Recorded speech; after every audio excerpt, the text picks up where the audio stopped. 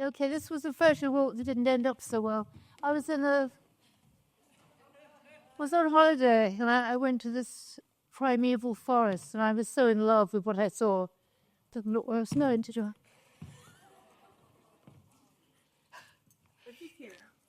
Of course I can. Of course I can for you.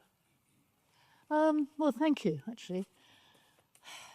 I do have to start by saying thank you for inviting me.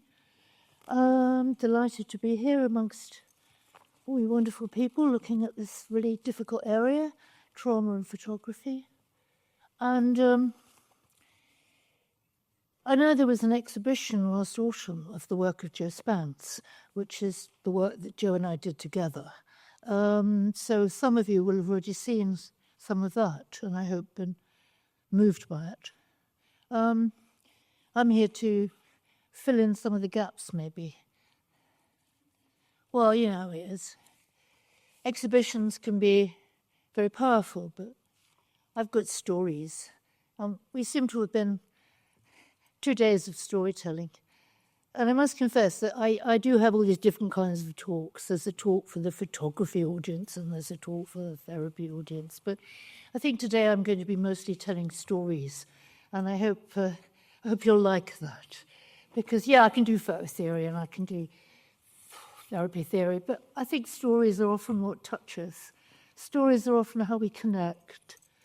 And because of the work that I do, and because of the fact you can see someone's face, most of the stories will be actually of me or Jo, or me and other collaborators I've worked with since Jo's death, and not that many of clients that I've worked with, because it's the whole question of confidentiality.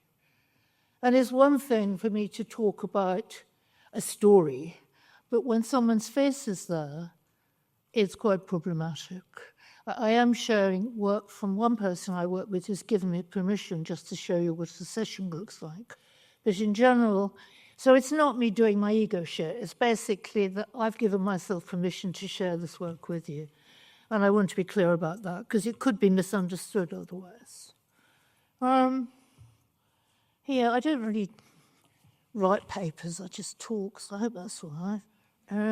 Okay, Jo and I started work in 1983, and that sounds like the same year you started. I find this completely wonderful. Yeah, but it's like these strange coincidences. It's kind of wonderful, because it is a long time ago, and I'm suddenly realizing just how long ago it is now, because there's sudden interest in the work, you know, Cape Breton and all that, but my God, it's 40 years ago. And we had this crazy idea to combine. Actually, we didn't. We met doing co-counselling, and we were doing therapy together for a year or two before we brought in the camera. So it wasn't that we initially thought of this idea, and it wasn't anything that was conceptualized. It was something that happened, that evolved. I think new ideas usually happen like that. It's not you conscious, I'll do that, you know, I'll invent something new. You do something, it works, and you think, oh, that's interesting, and then you develop it further, and it works further. I mean, that must be how you developed your work with photo walks and stuff. No one gave you a theory of this is a good thing to do. You did it, you found it worked, and you develop it. Well, that's probably true of a lot of people in the room in terms of their own practice, that it's an evolving thing, right? Because otherwise, you know, I stand here and I say, this is it, and this, but, you know, it's evolving, which means that any of you in the room could be about to evolve something wonderful yourself, and more power to you in doing that. Okay, this is all high stuff, but God, mine's bright. Okay, so we did this work as a means of exploring histories that have been hidden, disavowed, or denied. And I've worked collaboratively in therapeutic dialogue to unearth and explore previously suppressed feelings. These complex emotions and the societal concerns that underpin the distress, disquiet, and trauma then become the starting point for performative reenactments in phototherapy. But transformation is the key to the therapeutic value of the work. It's not just about re-performing trauma, it's about shifting it and changing it and moving it to somewhere new. And that's the tricky bit that you find out through the therapy, through finding out what the issue is, but how could you change it? What might be your wish for a different outcome?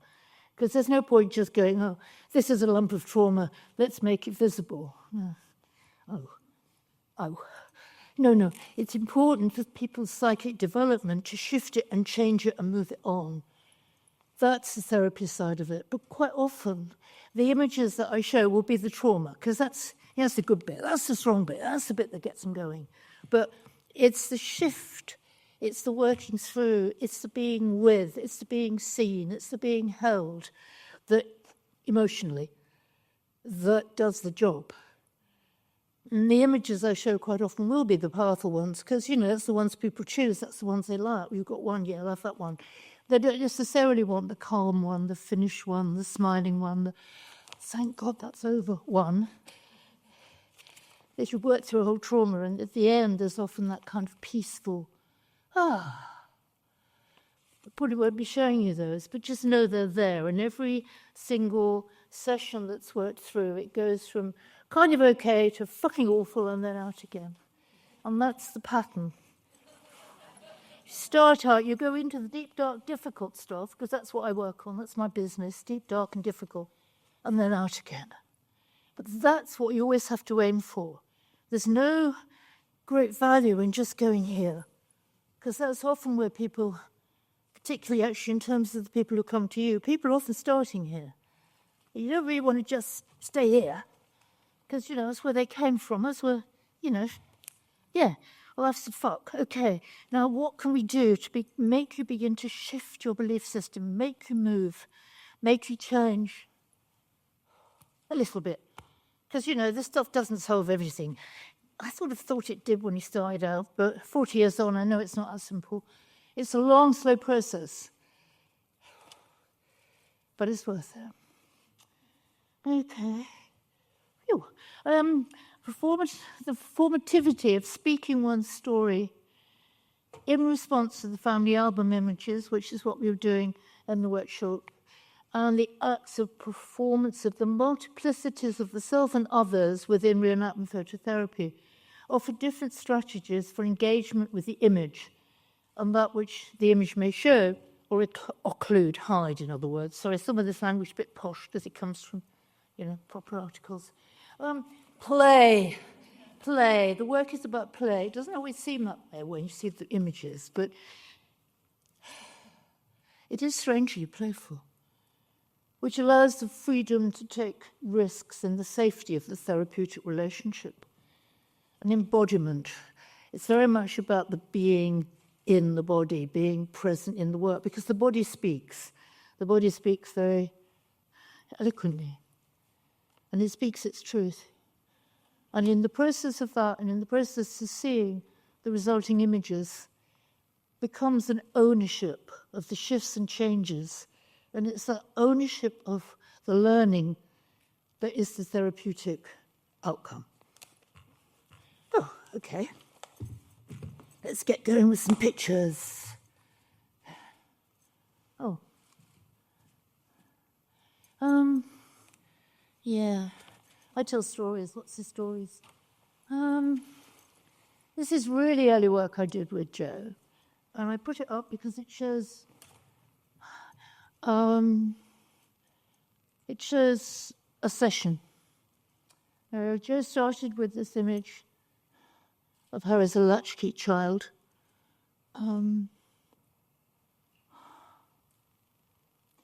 Jo was born, I think it was 35, before the war, so there weren't many pictures. There were no pictures taken during the war because there were no films available, apparently. So that was a sad image for Jo. She felt quite unloved and uncared for at that point. So she reenacted it, and then she stepped into becoming different members of her family. Same clothes, just different expressions, different ways of holding the body. Becoming her spinster aunt. And then I knew her mother had died a few months before her father, and I knew about how he was in mourning. And that's what those, I can't, those sort of the sunken image is Jo inhabiting her father, mourning. And then because it's phototherapy, you shift it, you change it, you transform it, and I made that image of Jo powerful. I braided her hair and I'm shooting it from below to give her power. But what that, it's really early, it's probably one of the first pieces we did. Sort of shows you how you shift and change through a session and how it's possible. It's not loads of clothes and props. This is one light and a bit of background paper in my front room, probably. I mean, it's not high tech. But what it's about is about being with the pain, being with the story, prompting Jo to get into the feelings around the despair of when she became her father, her mourning despair, and then shifting it into something powerful and celebratory. These are well-known images from Jo's work on her experience of breast cancer.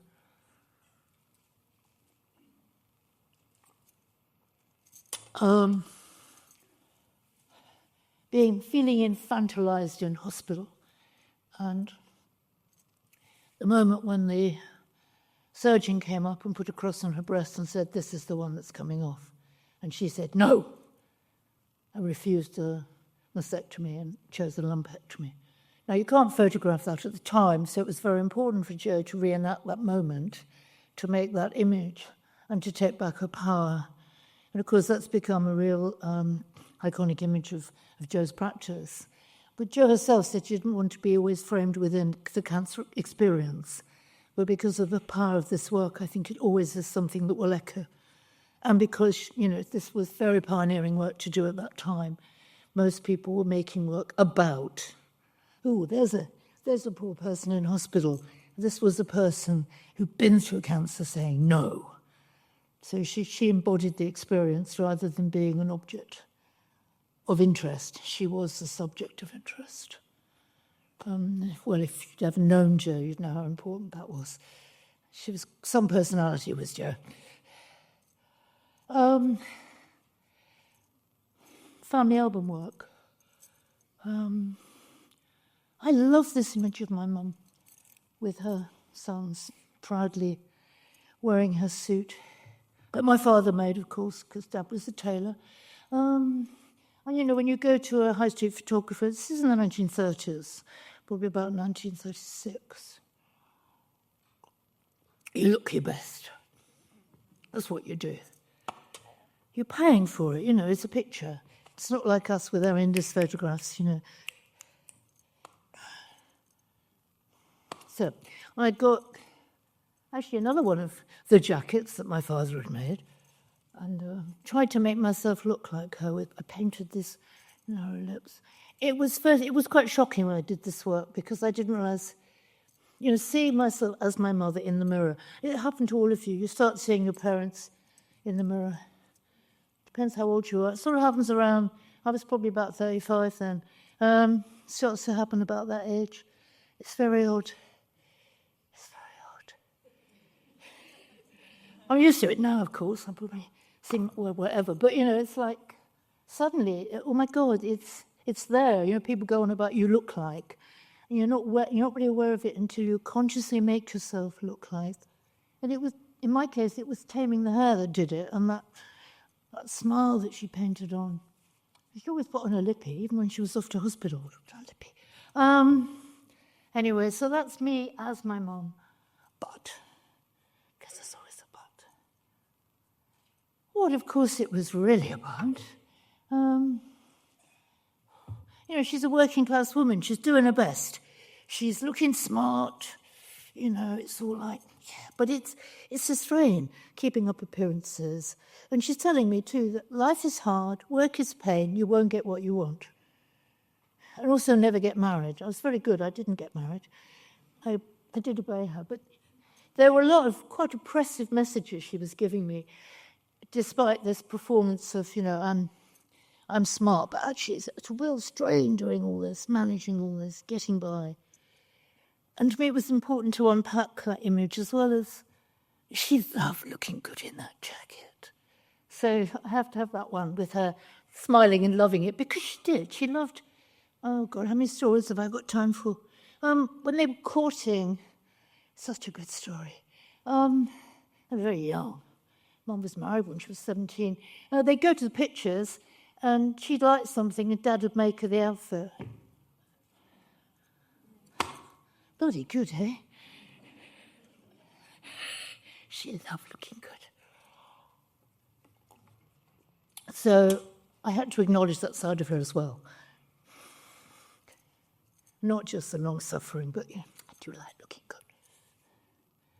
Oh, this is very sad. This is,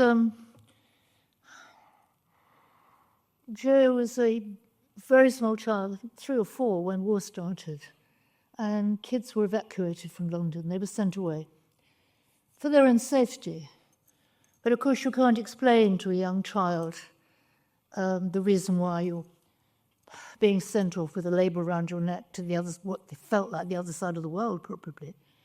And this was a real source of pain and anguish for Jo. This was a really key part of her psychic self, the sense of abandonment, the sense that her parents, had abandoned her. And the first one we did in the studio, and the second one we actually went to the place she'd been sent to. And it was such a strong need to make this image, to speak to herself about what it meant to be so treated. And of course, Bowlby ended up doing a lot of work with evacuee children, and all the theories about attachment were developed from working with children who had been thus affected. And I think we forget there's a whole generation of people, of course they're old now, but there are people who actually were affected by that. So there are many casualties of war, and not always the obvious ones. Is also a point with this piece, I think. And that feels resonant in terms of some of the other things that we've been talking about over these last 2 days that maybe I hadn't been as conscious of, in terms of what did happen here. The people who suffer on the side, maybe from the pictures of the little girl with the dummy in her mouth, is resonant of something like that. Somebody who was on the side, wasn't an immediate victim, but was a victim because of what they saw around them.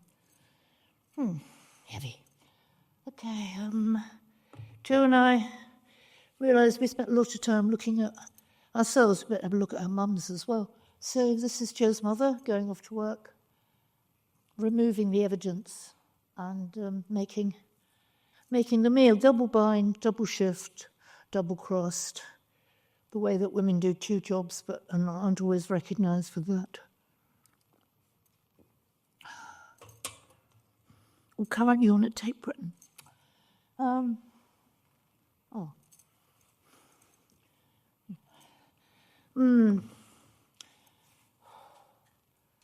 Casualties of war again, strangely. Not quite there.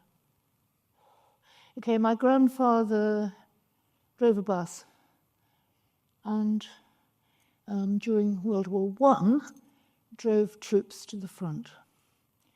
And the family album picture is the picture he took with him. This is me reenacting my mum.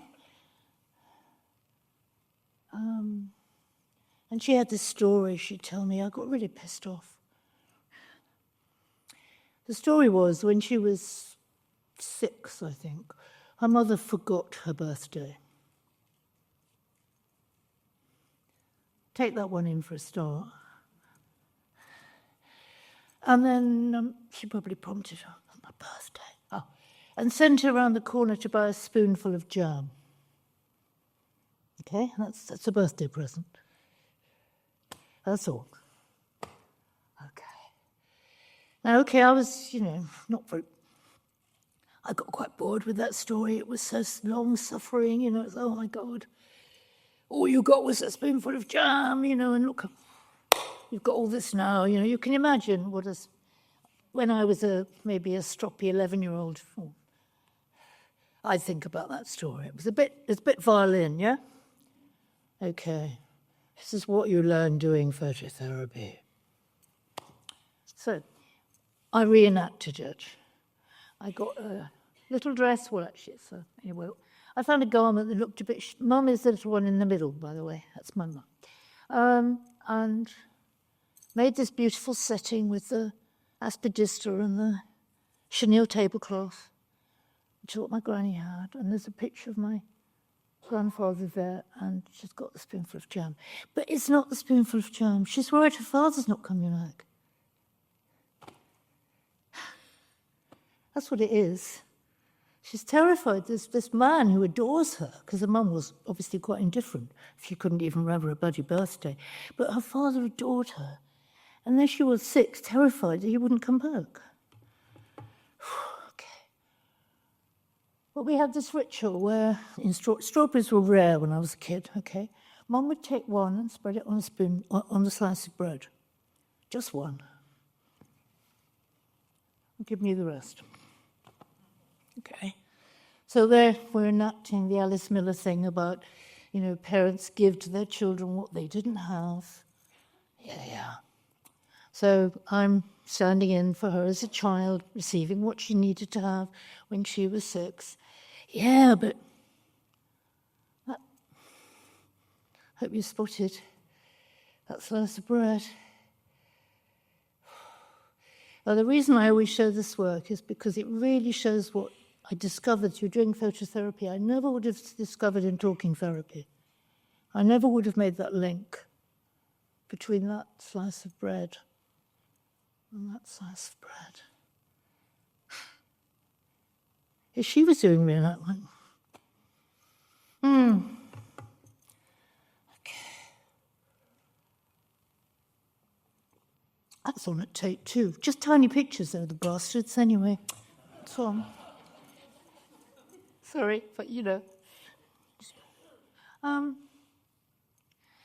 Jo had to change her diet as part of her cancer treatment.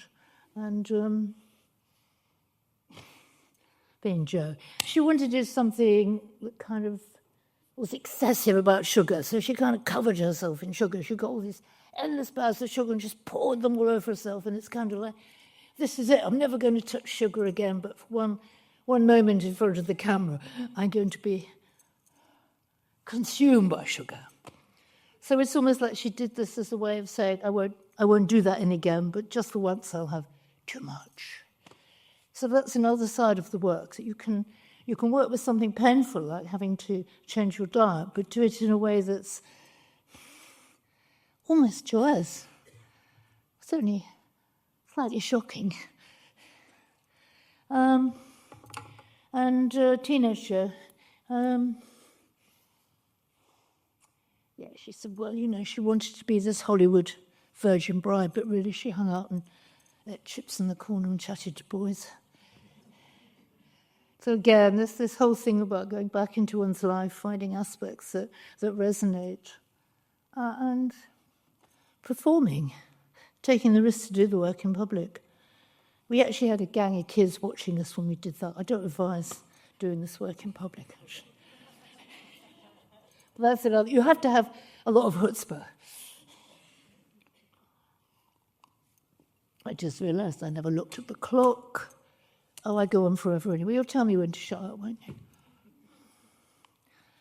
Seriously. This is my dad at work, always smoking. I went through the family album. There was never an image without a cigarette. I made a whole body of work on it, actually, called I Pose a Paradox, a discourse on smoking, because he finally died of emphysema. But he was dapper. It was dapper daddy, you know. It was this... He looked like Ronald Coleman. That only works if you're really old or a film fan. But he did. He looked like a film star from the time when he was young. He was a good-looking man, and he knew it. He was 40-something when I was born, but he still had that kind of glamour. And glamour comes with a cigarette. does. So I've reenacted this kind of cheeky daddy, but I also looked at the father I remembered, which was an angry man, a disappointed man, a frustrated man. And when I first showed that work, people asked, who's the man? It's me. It's quite interesting how it doesn't take very much to shift. So that's my angry father. But little warning, I'm stepping into death for a bit. After he died, I went to the States and worked with a woman called Patty Levy. And she developed this way of working where, this is the old days, before Photoshop. This is done through taking two images in one negative. It's hard to do, but it's very disciplined, and I think very beautiful. And his message, which was one that I suppose I spent a lot of money and a lot of time, and I haven't really dealt with, was there's no point in being creative, they'll only rip you off. That's pretty, because he was creative, he was always making and doing things. He was a tailor, he made the house, he was one of those endlessly creative beings. But by the time I knew him, he was quite, he thought he'd been ripped off, it was very, his anger and disappointment with the world was very present. He was 40 by the time I was born, so I lived through the disappointed side of his life rather than the flowering side. And so, fairly obviously, I'm with the skull. That's the image of death, and the tape measure. And that's my dead father speaking to me, who crouches under the. What are they called? I can't remember what they're called now. Things you put painting on. Hazel, yeah, crouching under the easel. I can't move because I'm trapped by that belief system. Because that is going to stop you, a belief system like that.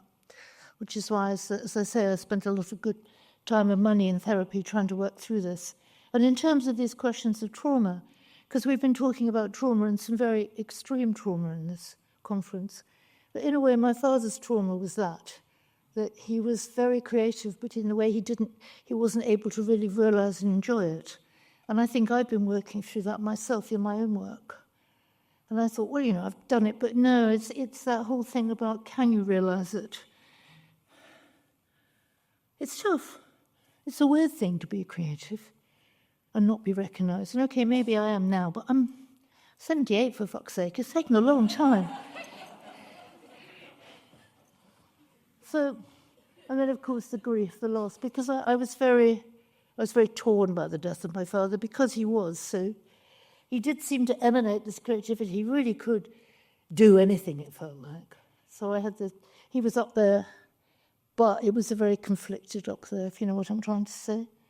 He was somebody who had these gifts, but were very conflicted gifts. It wasn't just, it was.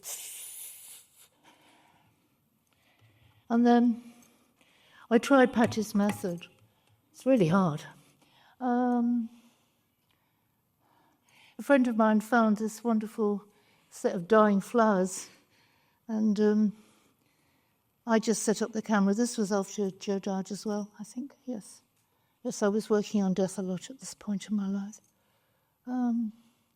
But it's really, really, really hard to do, to embrace yourself, because you take a photograph like this, and then you take a photograph like that, but how do you... I was doing it on my own, so I took a lot of photos to get these ones.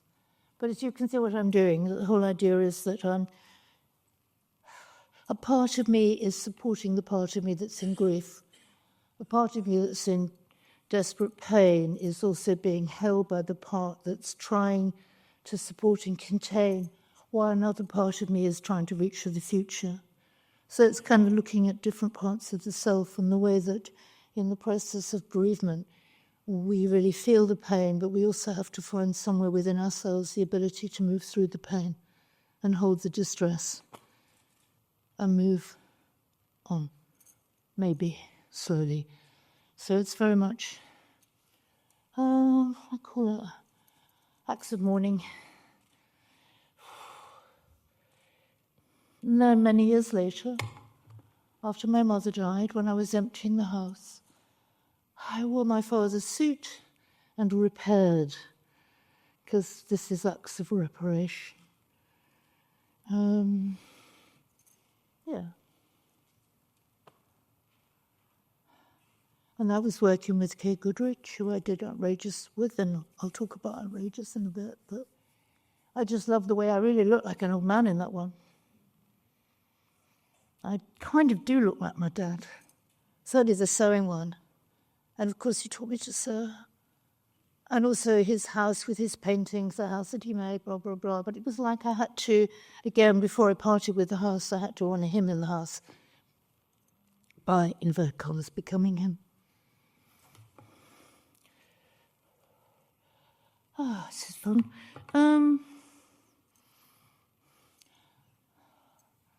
Okay, The Minefield of Memory, A Day in the Life of a Schoolgirl, circa 1962.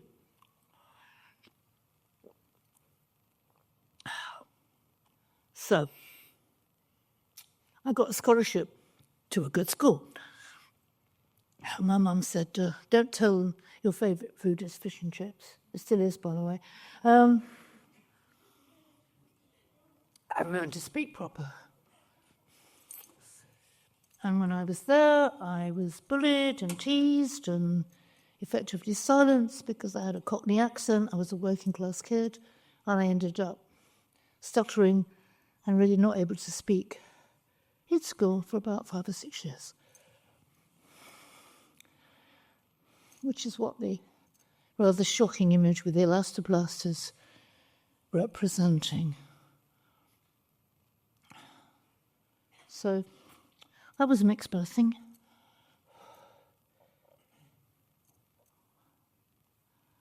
But the other thing when you're 15 is you have to learn to, grow up, learn to be feminine, which is all about learning to look as if you didn't take up any weight in 1962. This is, pre-active feminism. You learn to smoke, because you have to learn to smoke. It doesn't come naturally. You have to learn to exhale through, because people laugh, and I used to go, no, you have to exhale through your nose. And, learning to stand as if you take no weight. And then the really complex task of putting on makeup, which my day you did with, you got magazines out and you learned. Nowadays you've got influencers who teach you how to do it. But this story actually is still happening now. Young girls are still going through this whole task of learning how to be heterosexual, learning how to be feminine. And, okay, this is very of its time, Dusty Springfield makeup, please note the detail. But details are important. Oh, it's gone. So, yes, it's a complex task, this creating the image. And then creating the look and breaking it, because I preferred to be seen. I preferred to see to being seen, so I put the glasses on. After I put on all those layers of eye makeup, which really was a work of art, I then put my glasses on, so, there you go. I spoil it all. But it mattered more to see than be seen. And working on the body. You know what I'm doing. I'm stuffing my bra, making me look like I got breasts, because this is pre-Wonder Bra. This is do-it-yourself with cotton wool. Embarrassing when the cotton wool is returned to you.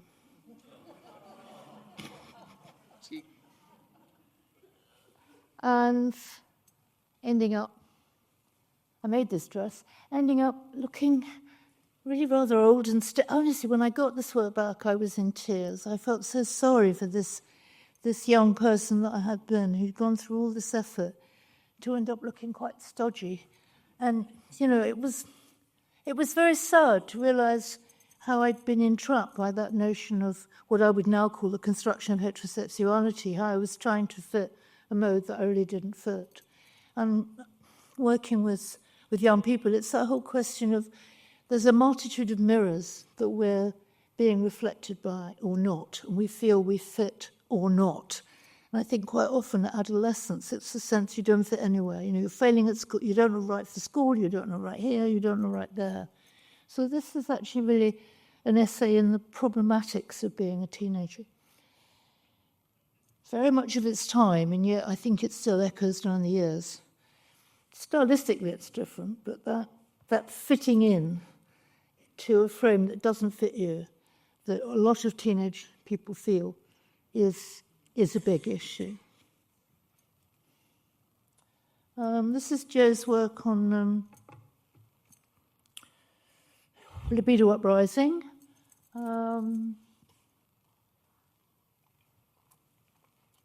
Sort of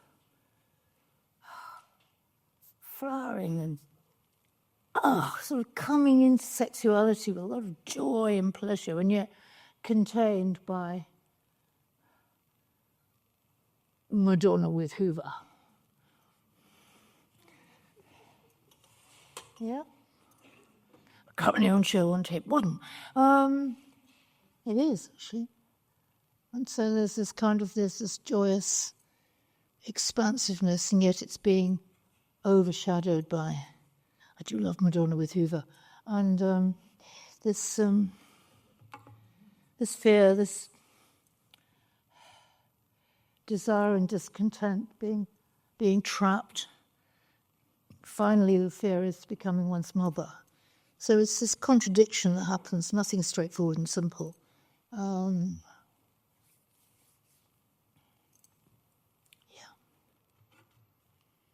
I could say so much about all these pictures. I've just got too many up here, so you'll have to be patient with me. The next one is an actively political image that was made in response to Clause 28. And the words that are written on the bandage are some from the MPs in Parliament discussing what they felt about lesbian and gay people, which are things like pervert, disease, evil, sick, dyke wrong, and the other ones are ones that my mother said to me when I came out to her, which are ones like, it makes my flesh creep, unnatural, just a phase. What I'm showing here is what it's like to be the object of projective identifications, when people stick things on you that don't really belong to you. And so in a way, this was made as a political image at a time, but it could stand in for other forms of discrimination and placing disgust, basically, that's what those words are about, onto somebody else. Not seeing them as a person, but seeing them as someone on which you project negative feelings. So although it was made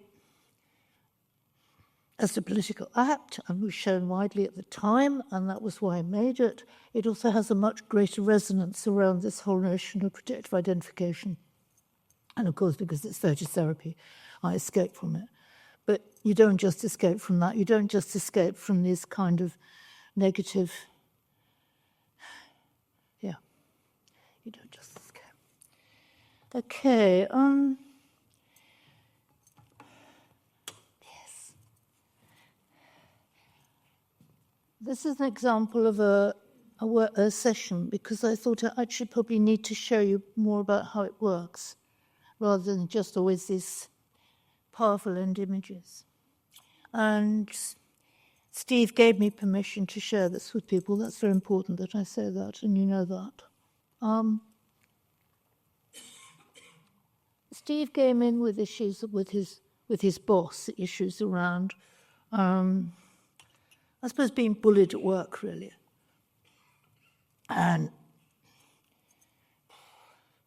many hours of therapy later, we went back to his schooling, because quite often it does start there, in childhood. And it turned out he's very theatrical. He loves acting and speaking, and he loves poetry.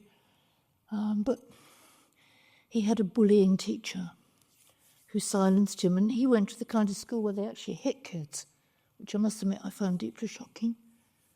And he still is. He's a bit overweight, so he got bullied for that. So we're talking about a bullied little boy here. And he found the poem which most of us had to learn, the Daffodils poem, Wordsworth poem. It's kind of perfect, actually.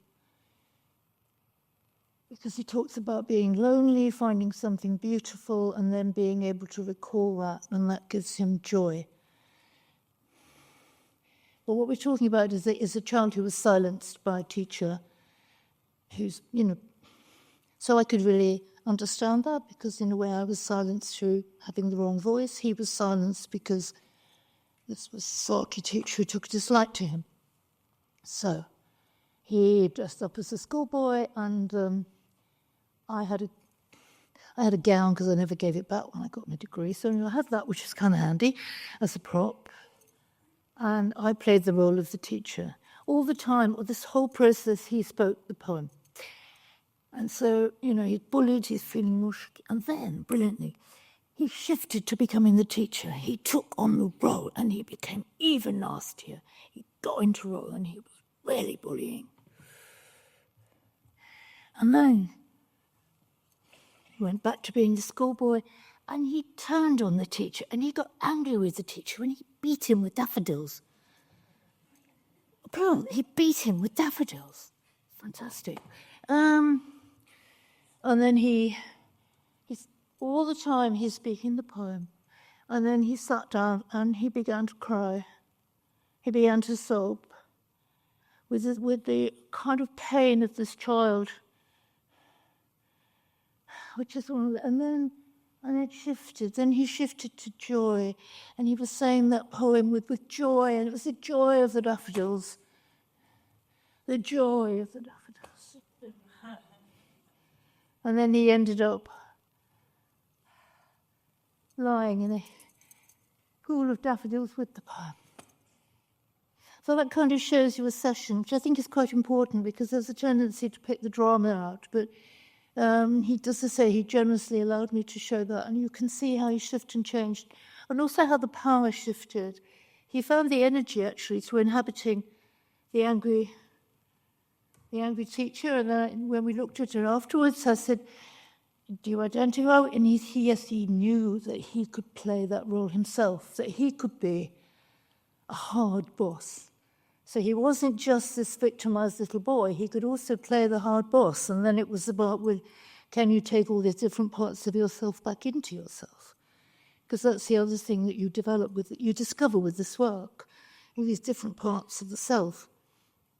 It's not just the victim. We're also, most of us who talk about being a victim are also a persecutor in other ways. It's not just, sometimes we can turn on something, even if it's just you curse somebody on the street because the day wasn't good. We all have this complex stuff. It's not just any one position, which is again why I like this work so much. Okay, more death. More death.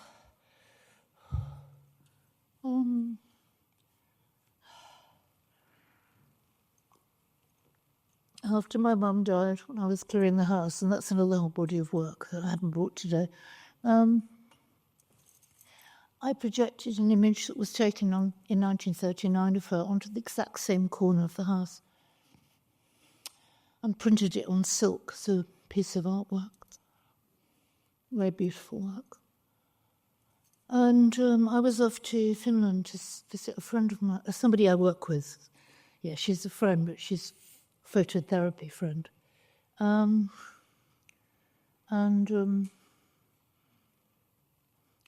We were both working on grief. My mum had been dead for a while by then, but I was still dealing with the pain of loss. And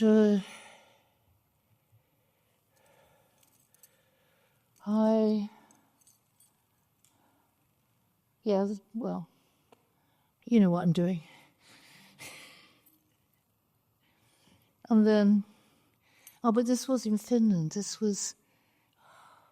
This was beyond the Arctic Circle. This was somewhere very special, where we could be in landscape, we could be in that forest, these talking that we've been talking about. This was a gift of a place, because I normally just work in my front room, so.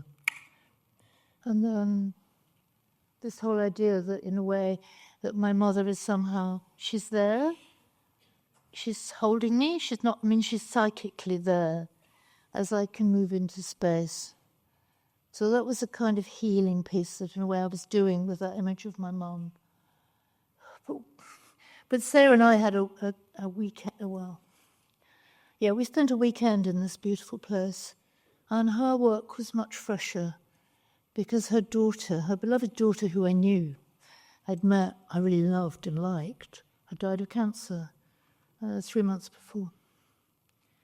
So Sarah's pain was very on top, as we say in the business. It was kind of there. And Sarah, dressed in her daughter's jumper, and gathered blueberries, which is what you do in Finland. I mean, gathering blueberries is one of those things you do. Different cultures have different things that she gathered these blueberries and then crushed them so that the crushing looked like blood. She then took the ashes from the fire that we'd made that night, the next morning, and covered her face with the ashes. And cried. And then she went to the lake and washed off the ashes. And wept, of course. And then I said, no.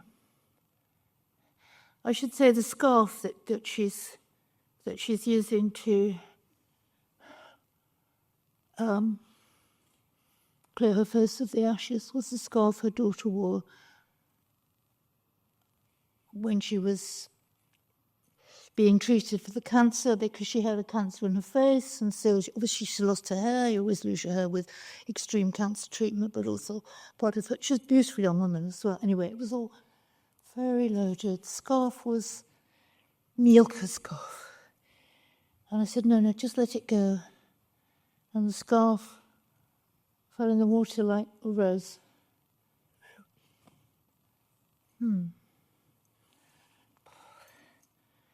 So this was really two people working together on grief who were totally able to be there for each other, because we'd built up a phototherapy relationship already.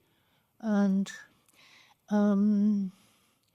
we just did grief. There was nothing else to do. And it felt right. And that was, in a way, a very special privilege. Don't know what to say about that anymore. Just that, there's... Sometimes it's very good to be with somebody in a process, and sometimes one can use one's own, because in a way I was further away from the grief, but I needed to bring my mum into myself. That was another part of the grief process, whereas Sarah really needed to kind of experience the grief, show the grief, be in the pain. She wasn't at a stage of separation. She needed to just be in it, totally. So we were able to give to each other. Okay. I'll move on to something, slightly lighter, I suppose. Outrageous Agers, work I did with Kay Goodridge on aging. I've gone back to working on aging, but I was only... When I turned 50, I began that whole process of being aware of being an aging woman. And worked with Kay because I like working with, I like that reflection, I like the exchange, I like the possibility of play. And we went, this is dates it now, but we went to Topshop. And we picked all the most inappropriate clothes, club clothes. Mutton dressed as lamb, obviously. It's one of the stereotypes that I'm playing with there. And went into a dressing room. And the young woman said, oh, no, you can't take pictures. And so we had to go into a really small space. But that was a gift, because we just had this really tiny dressing room. But you see, because we kind of squeezed into it, we squeezed into the image. So actually it helped the image making, well, it wasn't a choice. And I mean, you can see it's still desire and discontent, the whole thing about you think you look good in that, but you don't. And again, although this was made very much to talk about an experience of being a aging woman, I mean, most people who see this know this thing about going to the dressing room and not liking the result. And then, and the one on the right was more about before and after. The flash and daylight gave two colours, so the flash gives me with the white hair and the daylight gave me with red hair, so it was as if I was able to incorporate past and present in one image. Am I running desperately over time? Should I speed up? Okay, very quick. There's loads more, of course, because there always is. These are projections on the body. The vagina begins to shrivel. Anyway, they're really horrible things you can say about old women that we are challenging.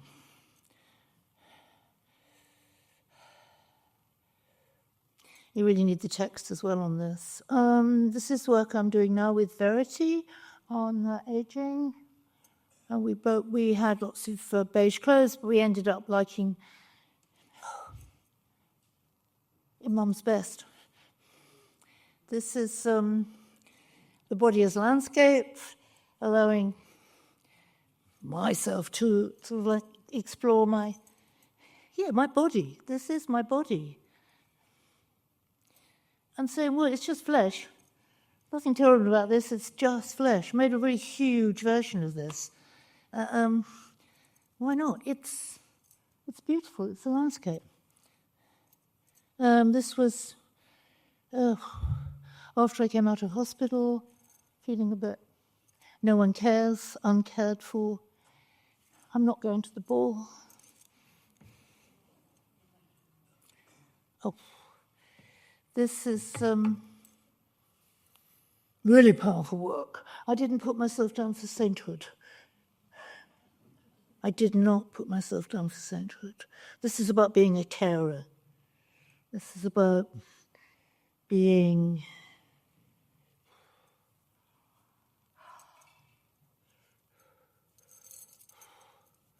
vampired, being eaten alive. This is about being angry when you're not allowed to be angry. You can't be angry with the person you're caring for. It wasn't my mother's fault, she had dementia. And also can sense almost long-suffering. And the world wants you to be a saint, but there's actually all these other sides to the role of carer. This is quite a complex piece, but obviously I need to close. I'll just close with a rather fun video, if it'll let me play it. Tick. It's not coming up as a play. Right, oh, yes, that. Thank you, darling. There you go, my love.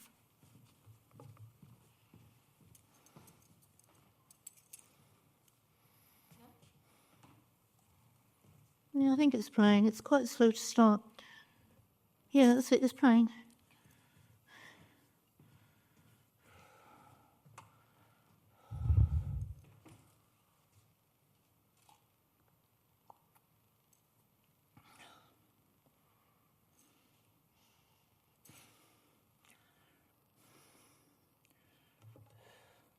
Thank you.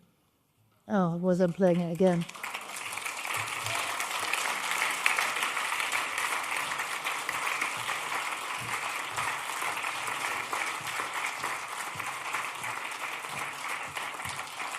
I know we're running a wee bit over, but I do think it'd be a great opportunity to throw it out to the audience if you have any questions. Have we any hands out? Yeah, it'd be good to see you. Sorry, there's a lady over here. In the middle, yeah. All right, do we see?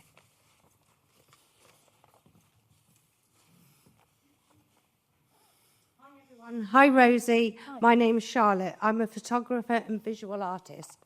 Like a lot of people, I stumbled upon the benefits of therapeutic photography and didn't realise what was happening till I was in the thick of it. What advice could you give me if I'm approached by somebody who's inspired my work when I played the survivor and the perpetrator in the same image? What advice would you give me that somebody would like to take the same journey? So you've got the survivor and the perpetrator in the same image. That's right, yeah. Oh, sorry, yes, the microphone.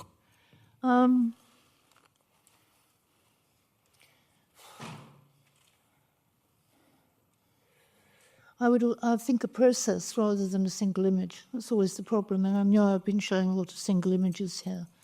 But is this about trying to get them to talk to each other? Is it about the perpetrator learning what they've done? I mean, it depends what the intention is, I suppose, as well. Sorry, maybe I didn't explain very well. So I played in the same image myself as the survivor and the perpetrator. Yeah. If somebody came to me who was inspired by my journey and wanted to do the same, what advice would you give?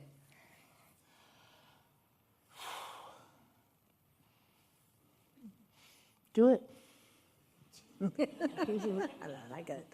I mean, it sounds like if you've been through the process and you know what you got from doing it, then you're a very empowered person to help somebody else through it because you know what you were doing with that. Putting it in, did you combine it? Did you combine the two with Photoshop? I mean, how did you do the two in one? I did, yes. I With combined the two so it became one image. Yes.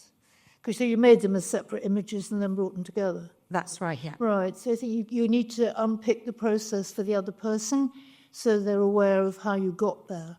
Because that's the problem when we show these final images.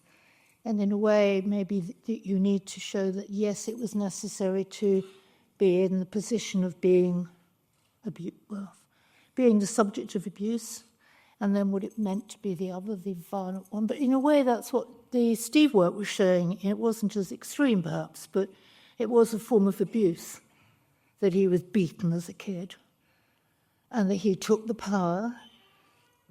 But I didn't put the images together. Maybe the fact you put them together is the thing that might shock the other person. So in a way, I'd unpack it. Does that make sense? It does, thank you very much. Great work, but yeah, I think unpacking is what you need.